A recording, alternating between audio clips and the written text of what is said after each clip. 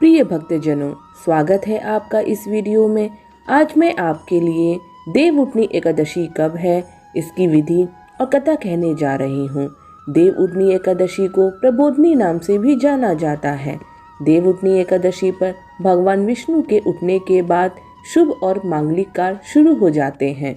इस दिन तुलसी विवाह का भी आयोजन किया जाता है।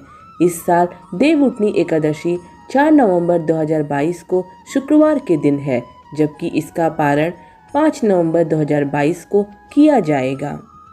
देवउठनी एकादशी व्रत विधि इस प्रकार से है। सुबह जल्दी उठकर स्नान आदि से निर्वृत्त हो जाएं। घर के मंदिर में दीप प्रज्वलित करें। भगवान विष्णु का गंगा जल से अभिषेक करें। भगवान विष्णु को पुष्प और तुलसी दल अर्पित करें। अगर संभव हो तो इस दिन व्रत भी रखें। देवउठनी एकादशी के दिन तुलसी विवाह भी होता है। इस दिन भगवान विष्णु के शालिग्राम अवतार और माता तुलसी का विवाह किया जाता है।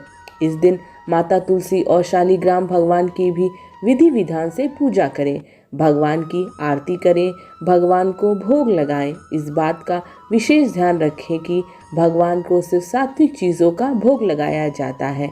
भगवान विष्णु के भोग में तुलसी को जरूर शामिल करें। ऐसे माना जाता है कि बिना तुलसी के भगवान विष्णु को भोग ग्रहण नहीं करते हैं। इस पावन दिन भगवान विष्णु के साथ ही माता लक्ष्मी की पूजा भी करें। इस दिन भगवान का अधिक से अधिक ध्यान करें और ओम नमो भगवते वासुदेवाय नमः का जाप करते रहें। सायंकाल को पूजा वाली जगह को साफ करके चूना और गेरू की सहायता से रंगोली बनाएं। इसके साथ ही भगवान विष्णु का चित्र या फिर तस्वीर रखें। अब ओखली पर भी गेरू के माध्यम से चित्र बना लें। इसके बाद ओखली के पास फल, मिठाई, सिंघाड़े और गन्ना रखें। इसके बाद इसे डलिया से ढक दें। रात के समय यहाँ पर घी के 11 दीपक देवताओं को निर्मित करते हुए जलाएं। अब मैं आप लोगों को देवउठनी एकादशी या प्रबोधनी एकादशी व्रत कथा सुनाने जा रही हूँ। एक राजा था जिसके राज्य में प्रजा बहुत सुखी थी। उस राज्य में एकादशी के दिन कोई भी अन्न नहीं खाता था। सभी लोग केवल फलाहार ही किया करते थे। एक बार भगवान ने राजा की परीक्षा लेने के लिए सुंदरी का रूप धारण किया और सड़क किनारे पर बैठ गए। तभी राजा उधर से गुजरे और सुंदरी को देखकर चकित रह गए।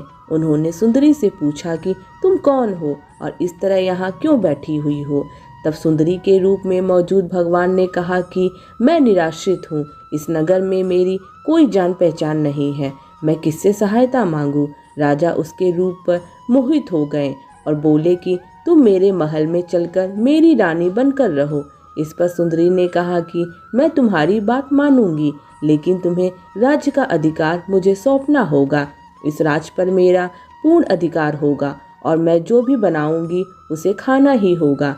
ये सुनकर सुंदरी के रूप में मोहित राजा ने कहा कि मुझे सारी शर्तें मंजूर हैं। अगले दिन एकादशी थी, लेकिन रानी ने आदेश दिया था कि बाजारों में अन्य दिनों की तरह ही अन्न बेचा जाए। इतना ही नहीं, उसने घर में मांस, मछली आदि पकवाएं और परोसकर राजा से खाने के लिए कहा। यह देखकर राजा बोला, रानी आज एकादशी है, इसलिए मैं तो केवल फलाहार ही करूँगा। तब रानी ने राजा को अपनी शर्त की याद दिलाई और बोली, या तो खाना खाओ, नहीं तो मैं बड़े राजा का सिर काट दूंगी। राजा ने अपनी स्थिति बड़ी रानी से कही तो बड़ी रानी बोली, महाराज आप धर्म न छोड़ें और बड़े राजकुमार का सिर दे दे।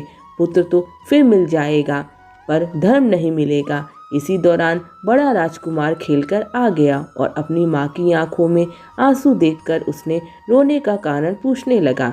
माँ ने उसी सारी बात बता दी तो इस पर राजकुमार ने कहा कि मैं सिर देने के लिए तैयार हूँ। मेरे पिताजी के धर्म की रक्षा जरूर होगी। राजा दुखी मन से सुंदरी के पास गए और राजकुमार का सिर देने को तैयार हो गए।